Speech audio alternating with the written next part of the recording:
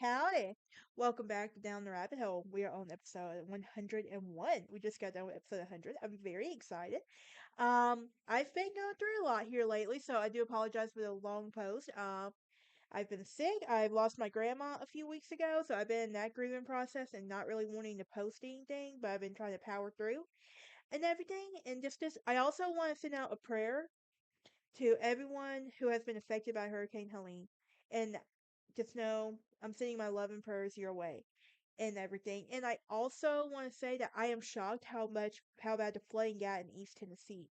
I really am. Like, I live in the Nashville area, so I'm very grateful that I didn't get any of the flooding. I just got the rain from it and an unnecessary headache. Might I add? But yeah. But if you're new here, hit that like button, ring that bell for notifications. Also, please subscribe, help a girl out.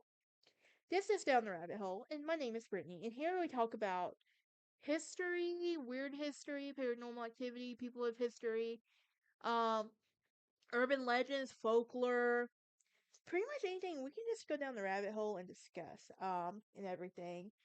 But with that being said, today we're going to be talking about Father Gabriel's Church in Baltimore, Maryland. And I actually know someone who is from Maryland. He lives in the South now, and he's married to a Southern belle.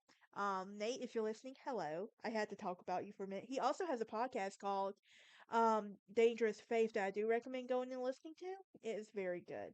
I met him when I was at Wallace, so you can go find out more about my story with that at um on my Just a Breezy Chat podcast. But back to this episode. So, what is Father Gabriel's Church and why did it pop up in my Down the Rabbit Hole search? It just randomly, honestly, just kind of popped up there, and I have no clue how it got there. I just, it's like, okay, I'm just gonna find some random topics to talk about. But there's a man by who there is a name Frenchman by the name of Gabriel Jacques Richards, who was born in La Ville des Saints, France, on October 15, 1767, and entered society a priest in Saint Sulpice on April 10, 1790, and was ordained as a priest on October 9, 1791. And in 1792, he immigrated to Baltimore, Maryland, where he taught mathematics at St. Mary's Seminary at Baltimore until being assigned to do missionary work for the Native Americans of the Northwest Territory. And what do we know about the Northwest Territory? Well, I recently learned about this in my Tennessee history class. So basically, the Northwest Territory, basically, any land ceded to the Mississippi, like, was for sale. And the main difference between the Northwest and the Southwest Territory was the Northwest outlawed slavery. That's a very important thing to remember because a lot of people don't realize that. Um, and everything. And I love history, so of course I would know that random fact. But there is your Jeopardy fact for the day. Like, what was the difference between the Northwest Territory and the Southwest Territory?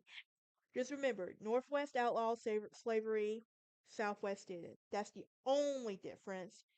But anyway, Father Richard was next reassigned to Detroit and arrived on Sunday, June 3rd, 1798, and he became a pastor at St. Anne Parish in 1802, where he was instrumental in building the parish's seventh church. And Detroit's motto, "We hope for better things, and it will rise from the ashes." As a tribute to Richards, following Detroit's Great Fair in 1805, these words would remain part of the seal of the city of Detroit.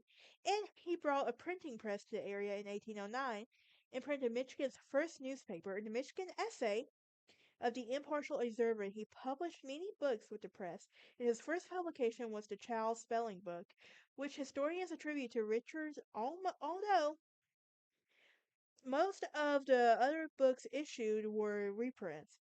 And his personal library books was 240 books that was preserved by the Sacred Heart Seminary from 1925 to 1951. And he was presented at to the University of Michigan in 1951. And the books would range from academic areas from philosophy, theology, science, law, history, and literature. In a book of the Gospel of St. John was printed in English and Mohawk. Father Richards established a school in 1808 and for Native Americans and white children. Now, along with Reverend John Monteith and others, he founded the University of Michigan, and at the time it was called Capitolo Pistomade. I do apologize if I'm butchering that name up. I am terrible with names. And it was on August 26, 1817. Now, from 1823 to 1825, he ran the Michigan's territory delegates of the U.S. Congress, and as a delegate, he was instrumental in gaining an increase of support for the territorial road, which linked Detroit to Chicago, and opening Michigan's first to settlement. And he remained in Detroit until he died on September 13, 1832, while ministering to victims of the cholera epidemic, and he was buried in a crypt in the chapel in St. Anne's Church in Detroit. Now, with that being said, what do y'all think? Do y'all think it was all just too good to be true? And everything? But he sounds like a very interesting person. I'm not gonna lie. I want to get to know more about it and everything. But yeah, and I'd love to go see the remains of his church as well. But that is it for this episode. Join me next time as we talk about one of my favorite people of history to talk about, Agatha Christie's disappearance.